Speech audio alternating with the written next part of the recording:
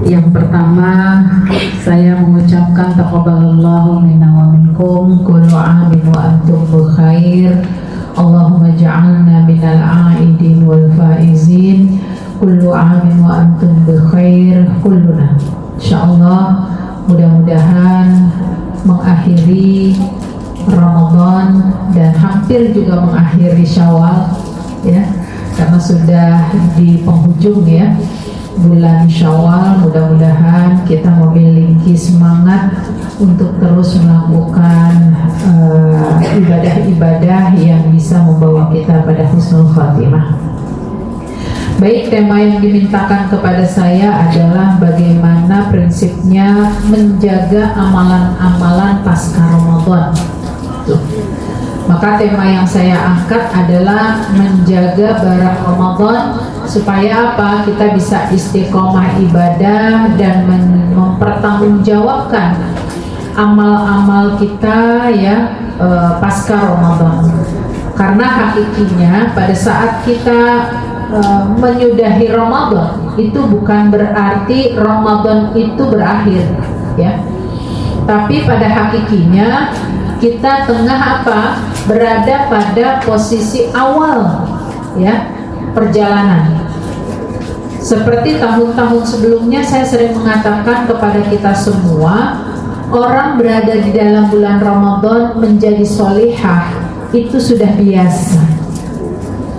Karena memang lingkungannya mendukung gitu ya. Tapi orang berada dalam penjagaan kebaikan setelah Ramadan itu butuh dukungan dan support yang besar.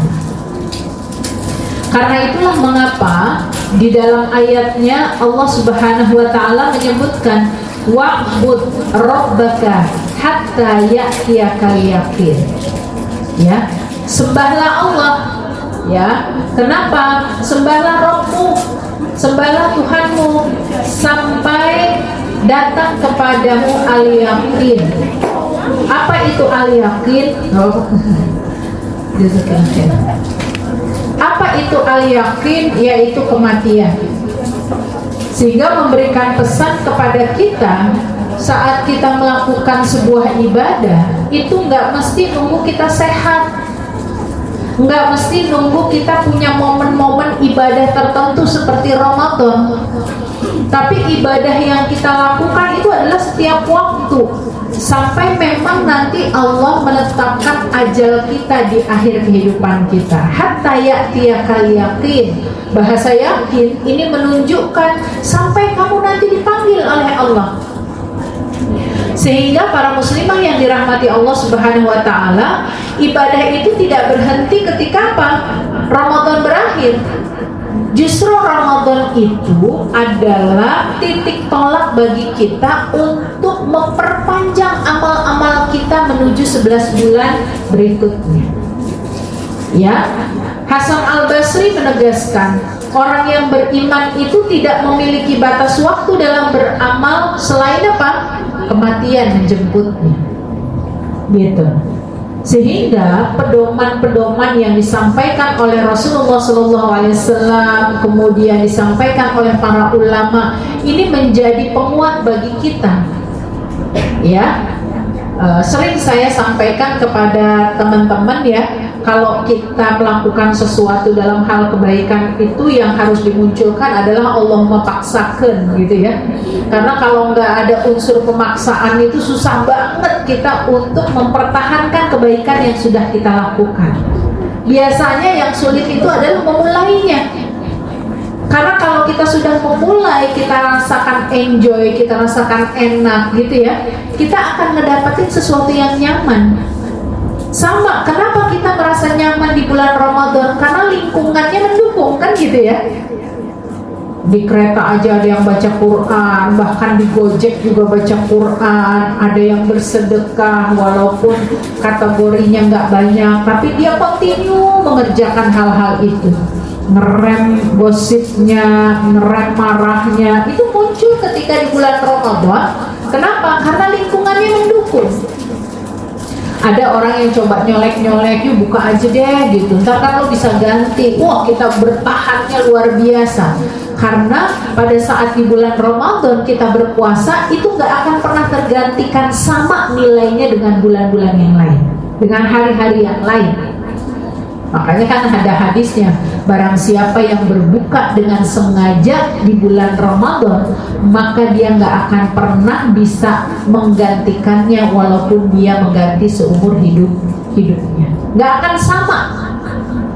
Beda nanti babnya kalau qadha buat perempuan-perempuan yang haid, buat perempuan-perempuan yang nifas, buat orang yang sakit yang memang ada rukhsah, buat orang yang safar dalam keadaan safarnya penuh dengan perjalanan yang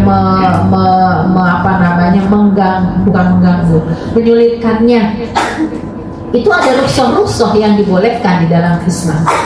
Tapi kalau cuma sekedar atasan kita ngajak makan siang gitu ya, atau teman-teman kita ngajak healing gitu ya, sehingga kita berbuka dengan sengaja, maka kata Rasulullah SAW tidak akan pernah tergantikan walaupun dia mencoba untuk menggantikannya seumur hidupnya. Jadi para muslimah yang dirahmati Allah Subhanahu wa Ta'ala, satu pedoman ini membawa kita bahwa orang beriman menjadikan Ramadan justru sebagai titik awal bagi dia untuk mengeksplor kebaikan-kebaikan paskanya. Ya, jadi bukan akhir. Ya, orang bersenang-senang, aduh 2 hari lagi lebaran, aduh sehari lagi lebaran, karena yang dia pikir adalah berakhir Ramadan. Padahal begitu masuk Syawal, itulah awal perjalanan implementasi kita memasuki kebaikan-kebaikan yang diuji oleh Allah. Maka para muslimah yang dirahmati Allah, apa tips bagi kita untuk menjaga semangat ibadah pasca Ramadan ini? Karena nggak mudah, bahkan bisa jadi ada di masing-masing kita yang belum tuntas nih puasa 6 hari di bulan Syawal. Ya, kayak kemarin saya tuh masih kedatangan tamu, ya, karena qadarullah saya banyak pegang majelis taklim, mereka datang bergiliran. Kalau mereka datang itu menyebutnya halal bihalal kan gitu. Maka kalau orang Betawi bilang halal bihalal itu nggak akan berakhir selama Syawal belum berakhir. Nah, kalau sudah seperti ini repot kalau setiap harinya harus halal bihalal, kemudian meninggalkan peran kita untuk bisa berpuasa. Maka apa yang perlu kita lakukan? Ya, yang pertama jaga amal inti. Ya, amal inti kita itu adalah sesuatu yang wajib. Ya, minimalnya apa? Ketika menjaga amalan-amalan sunnah yang muakkadah. Yang paling tinggi adalah amalan wajib, gitu. Menjaga sholat berjamaah, mungkin bagi yang laki-laki. Buat kita yang perempuan, menjaga sholat di awal-awal waktu. Karena ini dinamika yang terjadi berbeda dengan kondisi pada saat kita bersama Ramadan. Di Ramadan contoh, kita kajian aja mundur ya, bahkan nggak 1 jam, cuma setengah jam gitu. Dilalahnya karena memang nggak pakai makan, pulang bisa cepetan kan gitu. Di mana-mana saya mengajar di kantor juga begitu. Yang biasanya 1,5 jam, biasanya 1 jam dibuat jadi 1,5 jam. Ada yang dibuat 1 jam, misalnya dari 1,5 jam itu. Kenapa? Harapannya bisa pulang lebih awal. Karena nggak ada di tengah-tengah itu yang biasa mereka lakukan, makan, minum gitu ya, keluar dari kantor gitu. Banyak yang nggak menyengajakan diri untuk melakukan itu. Nah, karenanya buat kita pasca Ramadan itu nanti muncul kebiasaan-kebiasaan yang baru lagi, bukan yang baru, yang memang sudah terbiasa kita dapetin. Contoh hari ini, ya, ini kajiannya dimulai 11:30, alhamdulillah begitu masuk udah ada roti. Kalau Ramadan nggak ada ya. Boro-boro roti air aja nggak dikasih gitu. Karena kalau dikasih sama panitianya berarti panitianya merusak ibadah Ramadan ini, gitu ya. Nah, apa artinya? Yuk kita jaga sholat di awal waktu, di mana memang ini adalah posisi penjagaan semangat kita bersama setelah Ramadan. Kemudian apa? Tilawah harian kita. Ya, tilawah harian kita. Mungkin pada waktu, ada nggak di sini yang ketika Ramadan selesai 10 kali khatam? Turun deh separuhnya 5 kali khatam. Ada yang 5 kali khatam? Ada yang 4, 3. Ya kalau sekali mah jangan ditanya ya. Emang kudu itu ya. Nah, gitu ya. Jadi Masya Allah gitu. Kalau kita terbiasa setiap hari 1 juz bagi yang 1 kali khatam ya, 1 hari itu berarti 1 juz, otomatis kita berada dalam pembacaan tilawah 1 hari 20 halaman. Karena 1 juz itu kurang lebih 20 halaman. Nah sekarang mungkin kita mereview ulang, bisa nggak kita mencapai target seperti di bulan Ramadan? Ketika belum bisa mencapai target 20 halaman per hari pasca Ramadan, bisa nggak kita separuhnya? Ketika nggak bisa separuhnya, bisa nggak seperempatnya? Minimal apa? Minimal kita tidak meninggalkan tilawah Al-Quran dalam keseharian kita. Mau setengah halaman, mau 1 halaman, itu adalah prinsip bagi kita menjaga amalan-amalan yang hakikinya adalah wajib, amalan inti, sholat dan tilawah. Kenapa amalan inti? Karena tilawah atau berinteraksi dengan Al-Quran itu jadi konsep core bagi kita, petunjuk hidup kita. Kalau nggak kita pegang, kalau nggak kita jaga, maka merugilah kita. Ya, yang lanjutannya apa? Yang mendekati wajib, yaitu qiyamul lail. Ya, qiyamul lail. Kenapa? Qiyamul lail itu adalah sholat sunnah yang paling bagus setelah sholat wajib. Gitu. Jadi bisa terbayang oleh kita ketika kita bisa setiap hari sholat tarawih, itu berarti kita bisa sholat qiyamul lail setiap hari di bulan Ramadan. Maka kita perlu jaga lagi seperti tadi, tilawah nggak bisa 1 juz dalam 1 paket sebulan, ya bisa 30 juz, maka kita lihat tiap hari minimal ada bacaan Al-Quran yang nggak kita tinggalkan. Begitu juga qiyamul lail, nggak bisa setiap hari, maka bisa nggak kita membuat strategi 2 hari sekali? Bisa nggak kita membuat strategi 3 hari sekali? Bisa nggak kita buat strategi 4 hari sekali? Yang akhirnya kita buat strategi seminggu, bisa nggak minimal sekali? Gitu. Ini dalam rangka apa?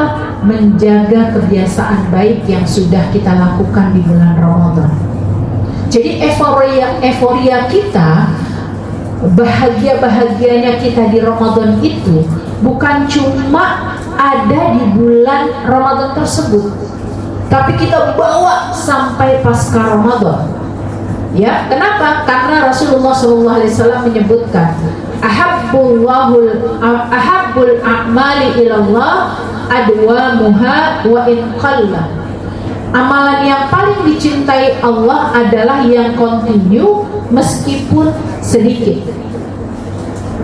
Jadi kalau kita bisa sekali khatam itu artinya 20 halaman 1 hari. Tapi kalau kita bisa kontinukan misalnya setengah halaman atau 1 halaman 1 hari, itu adalah satu amalan yang paling disukai oleh Allah karena kita kontinukan. Ya, makanya awal bahasa menjaga kesinambungan ibadah kita, ya, itu adalah pedoman Allahumma paksakan. Karena kalau kita tidak paksakan, ini pasti akan membuat kita molor. Dan kalau sudah molor, itu biasanya sudah mulai muncul keengganan. Mulai apa? Muncul ketidaksiapan. Ya. Kemudian apalagi tipsnya? Membuat mini Ramadan dalam harian. Apa yang disebut membuat mini harian? Buat waktu khusus. Ya, buat waktu khusus, kapan kita tilawahnya, kapan kita bersedekahnya. Apalagi kalau sekarang nih kita lebih cenderung lebih didekatkan kepada istilah Jumat berkah, gitu ya. Pagi sedekah subuh, ada istilah seperti itu, macam-macam sekarang untuk membuat kreativitas kita lebih banyak dan bermanfaat. Maka perlu kita buat mini Ramadan, ya, agar apa? Kebiasaan baik yang kita lakukan di bulan Ramadan ini betul-betul kita rasakan, sehingga gelar la'allakum tattaqun itu dapat kita rasakan. Karena para muslimah yang dirahmati Allah Subhanahu wa taala, gelar la'allakum tattaqun itu enggak akan kita dapati kecuali dengan proses pengorbanan yang panjang, gitu. Kemudian apalagi, ya, tips kita menjaga semangat ibadah pasca Ramadan. Yang ketiga adalah menjaga lingkungan yang membawa kita terjaga juga keimanan. Karena kalau kita tidak menjaga lingkungan, ya, saya Masya Allah ya mensupport banget ya, bahagia banget di lingkungan IGP ini melakukan strategi, memulainya dengan tilawah, gitu ya. Ada kajian-kajian yang memang dikumpulkan, kemudian mungkin ada satu waktu-waktu di mana dibuat pembelajaran Al-Quran, gitu ya, sehingga punya kemampuan setiap karyawati dan karyawannya itu untuk tidak tinggal diam agar dia bisa membaca Al-Quran. Jadi ini adalah sebuah fenomena keberkahan dalam sebuah perusahaan. Karena biasanya kita banyak menjumpai yang namanya perusahaan itu yang penting sesuatu yang untung, gitu ya. Yang mikirin untung untuk akhirat seseorang itu biasanya hanya pribadi-pribadinya. Tapi kalau kelembagaan itu sudah berkontribusi memberikan kebaikan, itu artinya jalan bagi kita mempercepat, mempertahankan kebaikan-kebaikan yang sudah kita dapati. Ya, saya beberapa kali kalau mengisi di beberapa kantor itu nggak semua kantor mensupport, ya, main kucing-kucingan gitu ya. Apalagi kalau mereka yang kondisinya memang tidak disupport oleh perusahaan. Jadi mereka internal yang membuat kajian-kajian itu. Tapi kalau mereka yang disupport, gitu ya, itu lain, akan berbeda nuansanya. Ada suasana-suasana yang akhirnya jamaahnya atau pesertanya punya kepedulian, gitu ya. Maka lingkungan yang menjaga iman itu caranya dekat dengan orang-orang yang soleh, dekat dengan orang-orang yang menjaga kebaikan, ikut dalam majelis-majelis ilmu seperti kita hari ini, jauhi lingkungan yang bisa membuat kita melalaikan kegiatan-kegiatan. Ya, contoh selepas dari ini mungkin kita akan ada pilihan makan dulu sholat dulu, kan gitu ya. Makan dulu deh gitu. Ternyata makannya menghabiskan waktu sampai 15 menit, padahal sholatnya nggak nyampe 5 menit gitu. Jadi memang ini adalah strategi-strategi yang harus kita buat sendiri. Karena kalau tidak seperti itu, kita akan terikut arus kebiasaan-kebiasaan buruk lagi pasca Ramadan. Ibnul Qayyim Az-Zawjiyah menyebutkan hati itu cepat berubah dan yang paling kuat penjaganya adalah lingkungan. Ya, Jadi kalau lingkungan ini lingkungan yang buruk gitu ya, maka lingkungan tersebut akan mempengaruhi mayoritasnya orang-orang yang ada di sekitarnya. Ya, sedikit orang yang punya kemampuan bertahan dalam kebaikan ketika dia berada dalam lingkungan yang buruk. Ya, seperti itu. Kemudian yang keempat, target ibadah itu harus kita lakukan dengan cara bertahap. Ketika di Ramadan itu kan bisa sampai tinggi banget gitu ya. Kita punya strategi, punya cita-cita, punya target-target. Begitu di bulan Syawal, jangan sampai drop. Ya, kayak orang kalau sakit itu drop. Kemarin saya dihadapkan ada berita salah satu orang tua dari teman kami itu dari kebiasaan punya tensi tinggi 180, tiba-tiba tensinya di 50/32. Kebayang nggak? Ya, itu drop banget gitu. Bahkan mungkin sebagian orang beranggapan, ya Allah kayaknya tinggal dikit lagi tuh waktunya. Ternyata Masya Allah tadi malam dapat berita seger lagi. Ya, hal apa yang terjadi? Satu sisi karena mukjizat dari Allah, yang kedua adalah imunitasnya baik. Jadi pada saat kita berada tadi ya di lingkungan-lingkungan yang buruk, ketika imunitas kita bagus, amunisi kita bagus dalam hal kebaikan, itu akan memberikan sebuah stamina yang baik juga bagi kita, walaupun pasca Ramadan ibadah yang kita lakukan ada sedikit penurunan. Gak ada masalah. Kalaupun terjadi penurunan, itu tidak akan membuat kita terjun bebas. Kenapa? Karena sholatnya tetap kita jaga, ya nggak bisa berjamaah, mengupayakan tetap di awal waktu. Nggak bisa 1 juz 1 hari, tetap kita jaga tilawahnya walaupun seayat 2 ayat. Itu dalam kerangka apa? Kebutuhan kita kepada Allah. Karena kita merasa ini adalah sebuah kebutuhan kita kepada Allah, maka kita tidak akan mencoba untuk meninggalkan hal itu. Ya, maka apa yang bisa kita lakukan? Jangan langsung tinggi. Ya, kadang-kadang kita berhadapan dengan semangat yang berlebihan yang menyebabkan jatuhnya lebih sakit. Gitu ya, jatuhnya lebih sakit. Kemudian apa? Bangun ritme yang stabil. Biasakan tadi membuat skala prioritas. Saya mau sholat tahajud seminggu 2 kali atau seminggu sekali lah, anggap gitu. Saya mau mengerjakannya di malam Jumat. Jadi di hari Jumat pagi, maka setel alarm. Kita juga mau baca surat Kahfi misalnya. Kita juga mau baca Al-Quran setiap hari. Itu ada ritme-ritme yang stabil yang akan kita buat. Kalau sudah seperti itu, ya, kita akan menjadikan kebiasaan kita itu Allah bisa karena biasa. Ada sesuatu yang belum kita sentuh dari Al-Quran, maka sekalipun dalam kondisi ngantuk, dalam kondisi sibuk, kita baca walaupun 1-2 ayat. Kemudian apa? Prinsip yang harus kita pegang itu adalah istiqomah.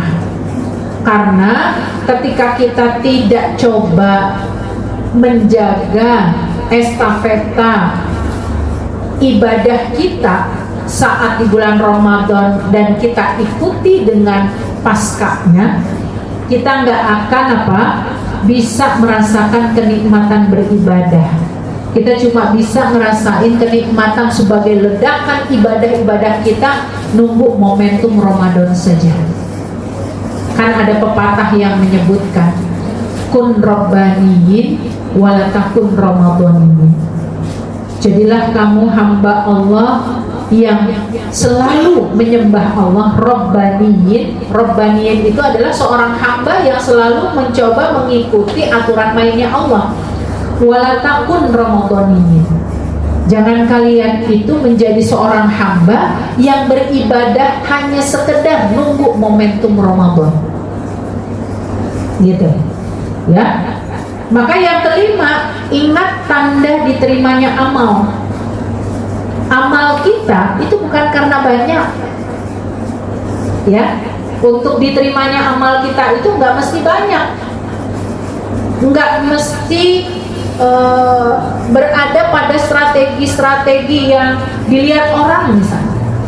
Tapi para ulama menyebutkan balasan dari kebaikan itu adalah kebaikan berikutnya. Hal jazaul ihsan illal ihsan. Setiap kita merangkai kebaikan, itu pasti Allah akan ganjar kebaikan berikutnya yang kita rasakan kenikmatan saat kita mengerjakan kebaikan tersebut. Sehingga para muslimah yang dirahmati Allah, mengapa pasca Ramadan ini harus menjadi support bagi kita, ya, menjaga amal-amal yang sudah biasa kita lakukan untuk kita teruskan walaupun kuantitasnya berkurang, tapi kualitasnya jangan sampai berkurang, bahkan harusnya semakin bertambah. Kalau kuantitas berkurang, dimaklumi, ya, karena memang momentum itu orang dikasih kesempatan yang begitu besar, ya. Jadi masya Allah, tabarakallah, ya, bagaimana saya dibanggakan ya oleh seorang murid saya itu luar biasa, sampai saya tidak mampu memberikan apresiasi yang besar lagi gitu ya. Kenapa? Karena ternyata ada seorang ibu yang mampu melakukan khatam itu sampai 32 kali. Padahal Ramadannya berapa? 30 hari. Berarti ada satu momentum dia mampu melakukan 1 kali khatam lebih dari 1 hari. Tiap hari khatam. Ada banyak orang yang berkomentar, dia mau ngapa-ngapain bisa. Ternyata banyak juga orang yang ngapa-ngapain ternyata tak bisa. Ya, ini masalahnya ada kemauan atau tidak. Jangankan setiap kali khatam, gitu. Untuk bisa 2 kali khatam aja Allah memaksakan. Ini ternyata tadi saya tanya, gitu ya. Banyaknya mayoritas satu kali khatam. Karena tadi ada yang pasti menganggap, aduh kita kan ada kerjaan, kita kan ada A, ada B, ada C, dan lain sebagainya. Apapun alasannya, hanya kita dan Allah yang maha mengetahui. Sehingga Allah kasihkah kita kemudahan atau kita dikasih kesulitan, itu sebab niat-niat yang terpancang di dalam hati kita. Tapi pesan Allah, hal jazaul ihsan illal ihsan, ya, setiap kebaikan itu, bukankah setiap kebaikan itu pasti terganjar dengan kebaikan berikutnya? Ini adalah support yang Allah kasih agar kita tidak menghilangkan jejak kebaikan yang sudah kita kerjakan di bulan Ramadan, ya. Karena memang untuk ngedapetin kebaikan demi kebaikan pasca Ramadan itu mesti pasang strategi. Karena kalau kita tidak pasang strategi, kita akan melemah, ya, kita akan melemah dan bisa jadi kita kehilangan momentum untuk mengerjakan hal-hal yang baik berikutnya. Nah, bagaimanakah kita menyempurnakan Ramadan? Salah satunya dengan cara kita mengqadha puasa kita. Hampir rata-rata kita mengambil langkah qadha puasa kalau udah menjelang Ramadan lagi, ya. Itu banyak tuh kejadian. Ramadan misalnya tinggal sepekan lagi, puasa yang batal di tahun lalu itu tinggal 4 lagi. Udah ilmu mepet, bayarnya itu pakai ilmu mepet, ya, pakai sesuatu yang dipepet-pepetin waktunya. Padahal kalau kita sekarang niatkan untuk kemudahan membayar hutang-hutang puasa kita, maka pasti akan dimudahkan walaupun nuansanya berbeda. Karena teman-teman kita nggak ikutan puasa. Kita berpuasa di tengah orang tidak berpuasa, itu justru mendatangkan pahala derajat yang lebih tinggi di hadapan Allah. Anggap hari ini hari Kamis misalnya ya. Duh, saya mau niat mau buat apa? Saya bakal puasa banyak banget 8 hari misalnya ya. Saya mau bayarnya di Senin Kamis misalnya seperti itu. Tapi ternyata nggak bisa di setiap Senin Kamis. Saya hanya bisa ngambil di setiap hari Kamis karena kalau Senin itu kerjaannya banyak banget, gitu ya. Maka kita ambil yang Kamis saja, nggak ada masalah. Kita selesaikan sebelum umur kita berakhir. Kenapa? Karena banyak nih catatan. Kadang kita menganggap kita panjang umur yang bisa kita prediksi. Di hari kedua kemarin, saya punya sepupu, umurnya 43 tahun, nggak pakai sakit, di hari raya kedua meninggal. Padahal pagi itu janji mau ke rumah saya, gitu. Nggak pakai sakit, nggak pakai ada atribut ngapa-ngapain, tapi Allah panggil dia di hari raya kedua setelah pelaksanaan ibadah Ramadan. Maka kata imam di masjid, ini adalah orang yang diberi anugerah oleh Allah, masih dalam keadaan fitrah, dimaafkan, diampuni dosanya oleh Allah, dan ini adalah orang yang perlu kita cemburui, gitu. Tapi kalau ditanya siap nggak kita wafat sekarang aja, kita belum tentu siap, gitu ya. Oleh karenanya kita perlu apa? Mengingat hutang-hutang puasa kita hampir rata-rata cuma kita sendiri yang tahu. Pasangan kita nggak tahu hutang puasa kita berapa, anak kita nggak tahu hutang puasa kita berapa. In case satu waktu kita wafat, hutang tetap hutang yang harus dibayar. Jadi sesungguhnya kita punya hutang yang harus dibayarkan oleh apa? Ahli waris kita. Kalau ahli waris kita nggak tahu berapa hutang yang harus kita bayar, belum lagi kalau tahun-tahun sebelumnya sempat kelupaan.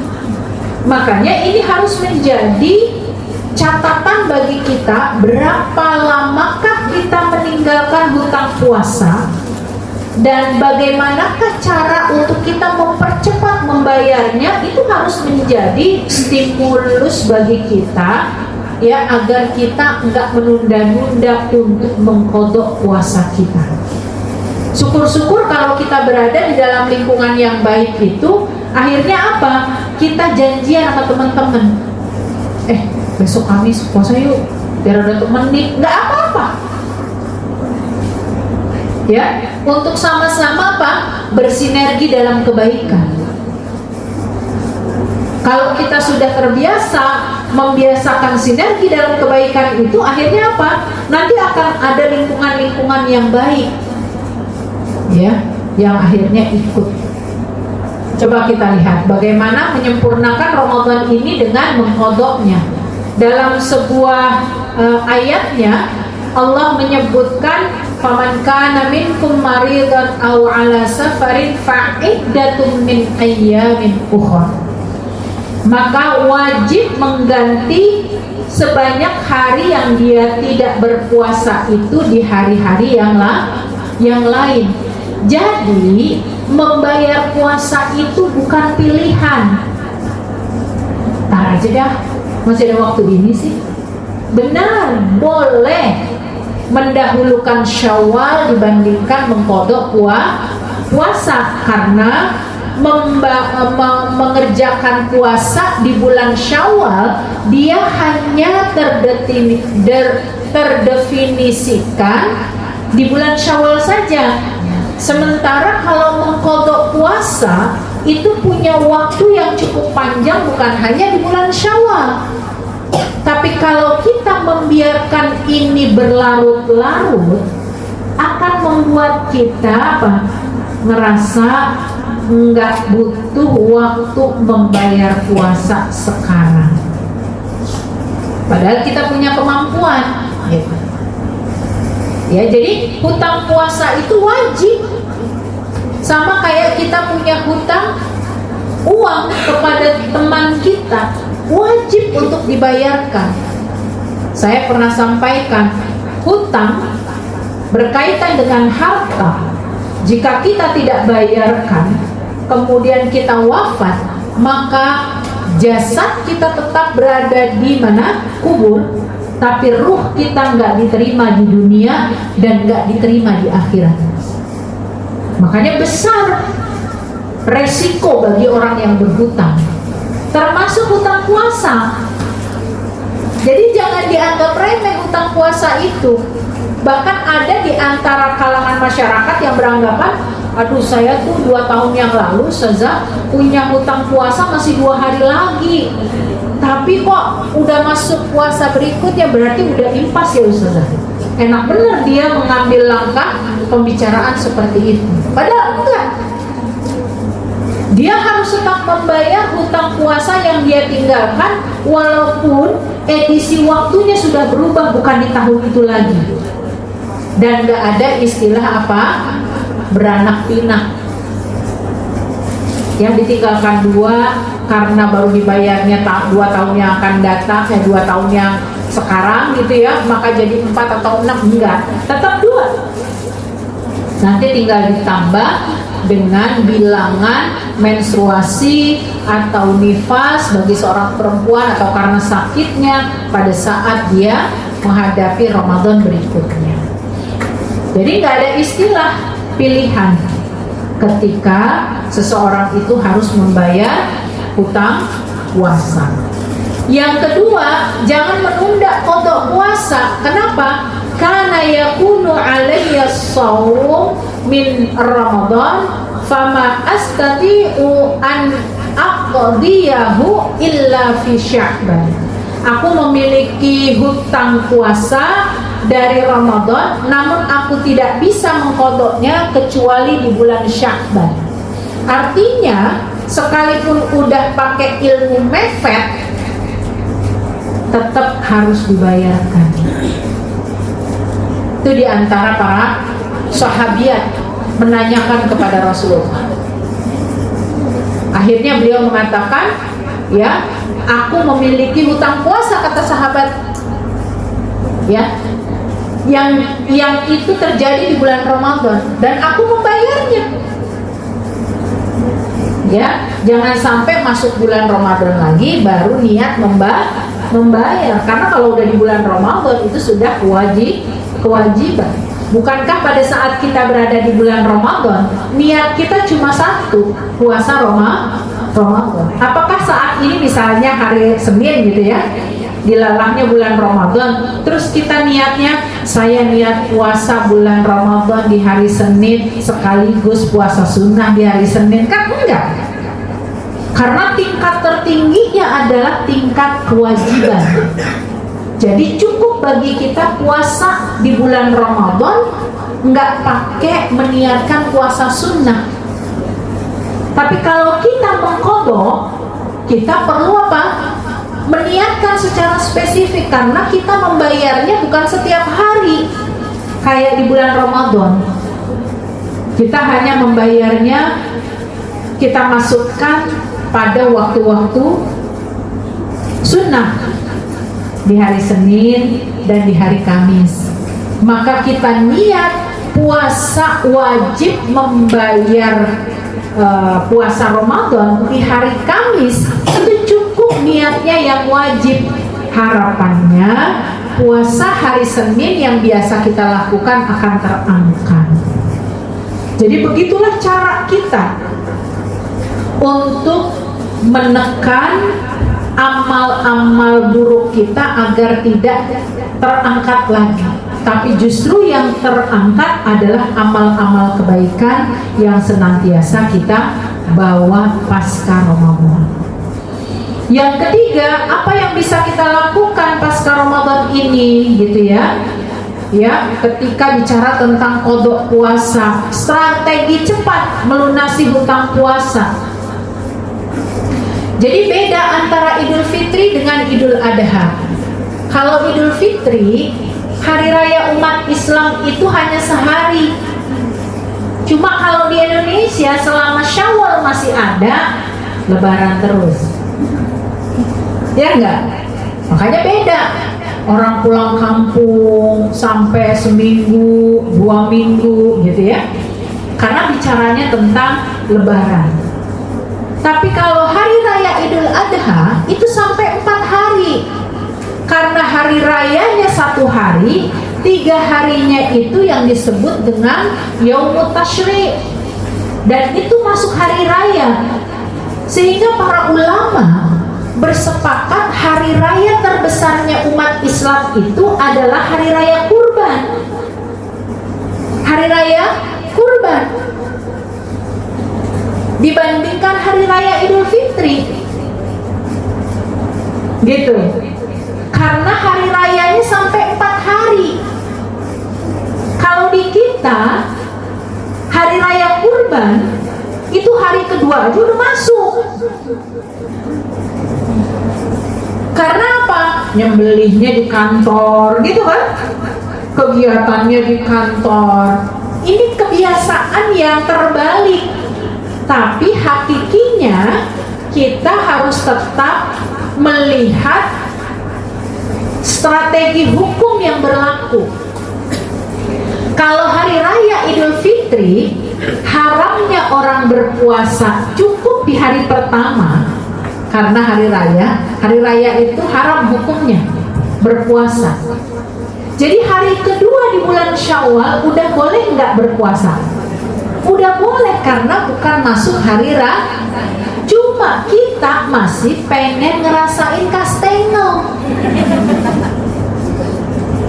Kita masih pengen ngerasain makanan-makanan yang kita datengin ke rumah orang untuk silaturahmi. Apalagi ke tempat orang yang akan kita tuju dan di situ ada makanan yang selalu enak gitu. Sayang banget gitu kalau kita berpuasa. Nah, kalau di bulan Zulhijjah, di hari raya Idul Adha, itu hari rayanya disebut 4 hari.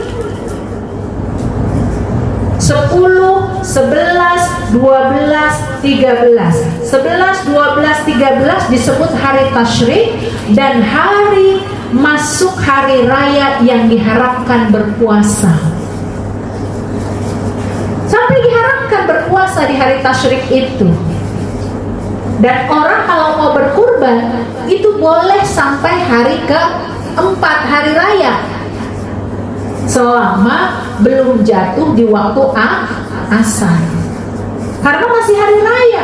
Nah, biasanya kalau udah seperti ini banyak orang yang mau berkurban di hari terakhir karena harga-harga hewan lebih murah. Gitu. Biasanya banyak yang melelang sapinya, kambingnya gitu. Jatuhnya jadi lebih murah. Makanya di hari raya Idul Adha 4 hari ini larangan berpuasa. Beda kan? Dengan hari raya Idul Fitri. Karena itu para muslimah yang dirahmati Allah, yuk segera mulai di bulan Syawal. Nih kita sudah mau berakhir esok, ya, atau lusa, tergantung posisi hari raya kan gitu ya. Kalau ternyata belum bayar juga, maka mulailah di Zulqa'dah, karena setelah Syawal itu masuk bulan Zulqa'dah. Ingat, nanti ada pembahasan tersendiri. Bulan Zulqa'dah itu masuk bulan-bulan haram. Jadi kalau kita berbuat amal kebaikan di bulan haram, pahala kita dilipat gandakan. Masya Allah. Ya, gabungkan dengan puasa sunnah. Kalau kita mau bayar bulan puasa Syawal, gitu ya, gabungin puasa sunnah kita. Makanya biasanya ada orang yang ngambil di hari Senin dan Kamis, dapat pahalanya 2 kali lipat. Puasa sunnah Syawalnya dapat, puasa Seninnya atau Kamisnya dapat. Tapi kalau dia menggabungkan puasa wajib dengan puasa sunnah Syawal, maka hal ini dilarang oleh ulama karena mengkodok itu lebih utama dibandingkan puasa sunnah, sehingga puasa wajib atau hukum yang wajib itu nggak bisa disanding dengan yang sunnah, gitu. Sehingga saat kita puasa bulan Syawal, ya sebaiknya kita niatin cukup bulan Syawal ditambah dengan puasa sunnah yang lain. Ketika kita berniat qadha puasa, maka bisa kita lakukan imma di Syawal atau imma di bulan yang lain dengan cukup meniatkan puasa qadha, karena qadha itu hukumnya adalah wajib. Sekalipun kita mengerjakannya di Senin atau Kamis, kita berharap kebiasaan puasa Senin kita akan terangkat walaupun tidak kita niatkan puasa sunnah Seninnya, karena hukum wajibnya itu udah lebih tinggi seperti itu, ya. Buat jadwal supaya hutang-hutang kita itu terrealisasi, terbayarkan, niatkan sebagai bentuk tanggung jawab kita kepada Allah. Maka dalam sebuah hadisnya disebutkan, barang siapa yang berpuasa di bulan Ramadan kemudian fa'atbihum, ketika itu dia ikuti dengan puasa 6 hari Syawal, ikuti nih, berarti nggak boleh terjeda bulan yang lain, karena Syawal kan cuma ada di bulan Syawal. Ini beda puasa Syawal, ya, yang kita bincangkan puasa Syawal. Maka pahala yang kita dapetin sama seperti kita puasa setahun penuh. Nah, apalagi kalau kita bicara qadha kan wajib. Sekalipun kita membayar qadha, anggap nanti para muslimah ada yang mau membayar qadha di hari Senin, gitu ya. Padahal kan itu sudah bulan Zulqa'dah. Tapi hukum orang membayar qadha puasa karena dia wajib, pahalanya sama seperti dia berpuasa di bulan Ramadan. Makanya kenapa orang yang mengqadha puasa Ramadan di luar bulan Ramadan itu nggak boleh berbuka sekalipun diundang oleh orang lain makan siang bareng, karena puasa qadha bukan puasa sunnah. Karena hukumnya sama dengan puasa Ramadan saat dia sedang mengqadha di hari yang lain di luar bulan Ramadan.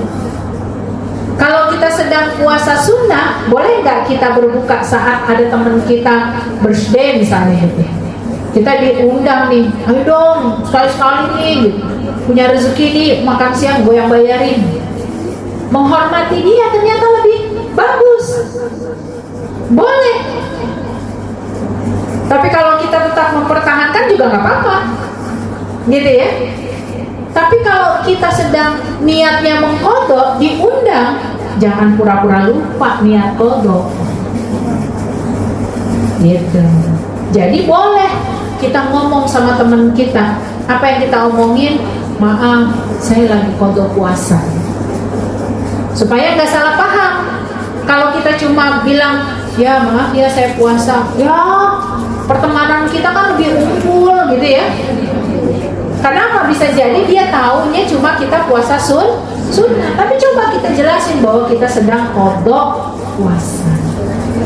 Karena qadha puasa itu hukumnya sama seperti kita berpuasa di bulan Ramadan, ya. Jadi spirit qadha bukan sekedar sekedar mengganti, tetapi menyempurnakan. Ya, bukan beban. Tapi saat orang membayar qada puasanya, itu bukti keimanannya kepada Allah, bukti tanggung jawabnya kepada Allah, dan bukti keseriusan dia untuk menjaga amal-amal kebaikan pasca Ramadan. Jadi jangan pura-pura lupa. Ya, kalau ampau nggak lupa.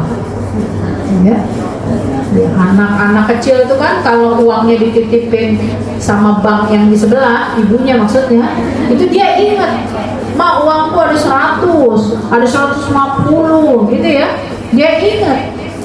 Walaupun emak ini pura-pura nggak ingat gitu, ya dititipin uang. Nah karena itu ukuran keberhasilan Ramadan bagi kita bukan pada ramainya ibadah di bulan itu, maksudnya di bulan Ramadan, tapi justru terlihat bagaimana kita istiqomah paskanya. Walaupun tadi sedikit jumlahnya, ya, kesungguhan kita menyempurnakan kekurangan-kekurangan yang ada. Kenapa? Karena Ibnu Rajab berkata, tanda diterimanya Ramadan adalah ketika seseorang menjadi lebih baik setelahnya. Tuh. Jadi kalau kita mau introspeksi diri, amal-amal kita di Ramadan kemarin diterima apa enggak ya? Kita lihat pasca Ramadannya. Semakin baik enggak ibadah kita? Semakin berkualitas enggak ibadah kita? Kira-kira seperti itu. Ya. Nah maka terakhir ya, Ramadan itu telah pergi, tapi kita tahu bahwa Allah tidak akan pernah pergi selama kita membersamai kehidupan kita ini dengan Allah. Ya, karena itu Rabb Ramadan terus hidup, yaitu Rabbnya kita pasca Ramadan. Jika dulu kita mampu bangun malam, jangan lepaskan malam itu untuk menjadi spirit buat kita. Walaupun tadi ya, kalau di Ramadan bisa setiap hari, maka kita jadikan minimal seminggu sekali. Udah bisa nanti minimal seminggu 2 kali, misalnya gitu. Jadi ada terasa semakin bertambah energi kita. Ayo mari buktikan bahwa kita adalah kun rabbaniyin. Kita adalah hamba Allah yang bukan menjadi hamba Ramadan. Ya, bahwa kita bukan hamba Ramadan, tapi kita adalah hamba Allah sepanjang zaman. Itu saja mudah-mudahan yang bisa saya sampaikan. Masih ada waktu yang mungkin bisa ditanyakan oleh teman-teman semua. Silakan. Oke teman-teman, ada yang mau bertanya?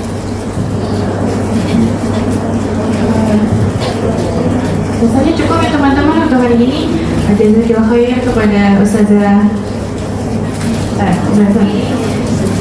Sinta Santi. Kita tutup kajian kita hari ini dengan membaca hamdalah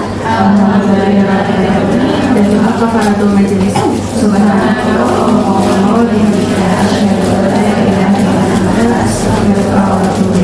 Terima kasih teman-teman. Nah ya, dulu ya. Izin dong, kita salam balik.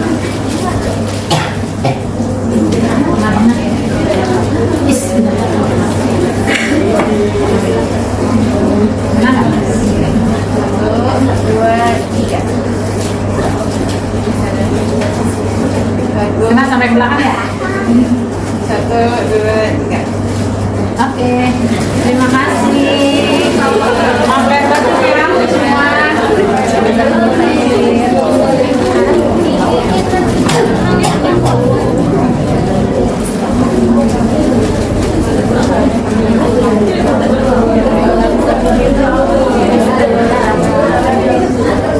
Kebiasaannya berapa hari?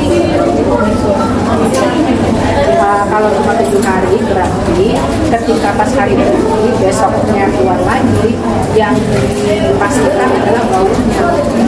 Jadi jangan berkaitan dengan warnanya, tapi dari baunya. Sama nggak dengan bau air?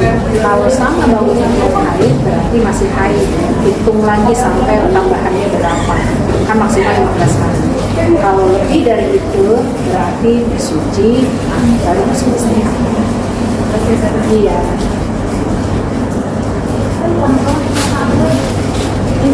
Oh iya, saya numpang sholat dulu ya.